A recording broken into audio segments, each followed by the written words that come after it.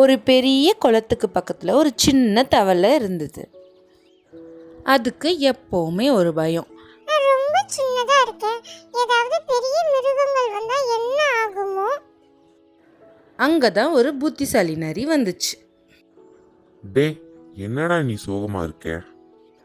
அப்படின்னு நரி கேட்டுச்சு தவளையை பார்த்து.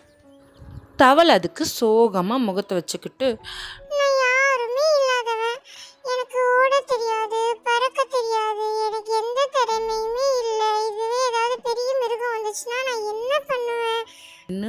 மூஞ்ச உம்முன்னு வச்சுக்கிட்டு பேசிச்சான். நரி சிரிச்சுக்கிட்டே தவளைக்கு பதில் சொல்லுச்சு. இதுக்கோ இப்படி மூஞ்ச சுருக்கி வச்சிருக்க? நீ உன் திறமை என்னன்னு கண்டுபிடிக்கணும், அவ்வளவுதான் அப்படின்னு சொல்லி ஆறுதல் சொல்லிச்சான். தவளை அதுக்கு உடனே எனக்கு என்னதான் திறமை இருக்கு, எனக்கு என்ன தெரியும்? திரும்பவும் மூஞ்ச உம்முன்னு வச்சுக்கிட்டு கேட்டுச்சான். நரி அந்த தவளையை ஒரு பெரிய ஓடைக்கு பக்கத்தில் அழைச்சிட்டு போய் அங்கே பெரிய பெரிய மிருகங்கள்லாம் அந்த ஓடையை கடக்கிறதுக்கு கஷ்டப்படுறத காமிச்சு, இப்போ நீ போ அப்படின்னு சொல்லிச்சான். தவளை முதல்ல அதால் முடியுமான்னு யோசித்து தயங்குச்சு. அதுக்கப்புறம் ஓடை மேலே குதிச்சு சட் சட் சட்டுன்னு அடுத்த கரைக்கு தாவி போயிடுச்சு. தவளை தாவி கரைக்கு போனதை பார்த்ததும் மற்ற விலங்குகள்லாம் அப்படின்னு ஆச்சரியமாக அதுங்களுக்குள்ளே பேசிக்கிச்சுங்க. தவளையை பார்த்து என்கரேஜ் பண்ணி நரி கையை தட்டிட்டு, பாரு, இதுதான் உன்னோட ப்ளஸ்.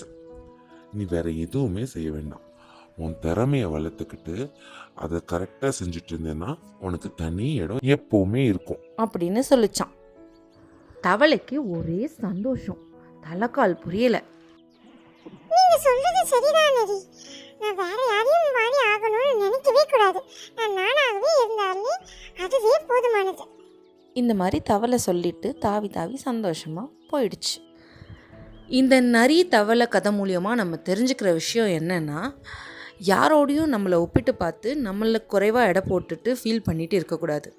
நம்மளோட பலம், நம்மளோட திறமையை கண்டுபிடிச்சி அதை வளர்த்துக்கிட்டு அதில் கான்சன்ட்ரேட் பண்ணோன்னா நம்ம எப்போவுமே சந்தோஷமாக மன நிறைவாக வெற்றியை நோக்கி பயணப்படலாம்.